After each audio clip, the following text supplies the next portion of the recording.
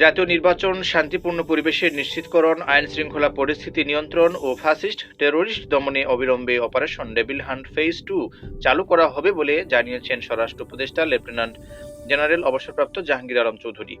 শনিবার সচিবালয়ে স্বরাষ্ট্র মন্ত্রণালয়ের সম্মেলন কক্ষে আইন শৃঙ্খলা সংক্রান্ত কোর কমিটির সভা শেষে সংবাদ সম্মেলনে তিনি এ কথা বলেন। স্বরাষ্ট্র উপদেষ্টা বলেন, লুট হওয়া ও অবৈধ অস্ত্র উদ্ধারে আইন শৃঙ্খলা রক্ষাকারী বাহিনীর অভিযান চলমান।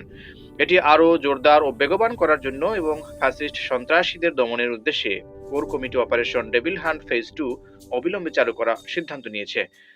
এ সময় স্বরাষ্ট্র উপদেষ্টা বলেন, যারা নির্বাচনে অংশ নেবেন তারা যদি আগ্নেয়াস্ত্র চান তাদের লাইসেন্স দেওয়া হবে। এছাড়া নির্বাচনে অংশ নিতে যাওয়া যাদের আগ্নেয়াস্ত্র সরকারের কাছে জমা থাকে সেগুলো ফেরত দেওয়া হবে। বিএনপির ভারপ্রাপ্ত চেয়ারম্যান তারেক রহমান দেশে ফিরলে তার নিরাপত্তায় কী ধরনের পদক্ষেপ নেওয়া হবে এ সংক্রান্ত সাংবাদিকদের প্রশ্নের জবাবে তিনি বলেন, সরকার তারেক রহমানের নিরাপত্তায় সব ধরনের প্রস্তুতি গ্রহণ করেছে এবং তার সর্বোচ্চ নিরাপত্তাই নিশ্চিত করা হবে।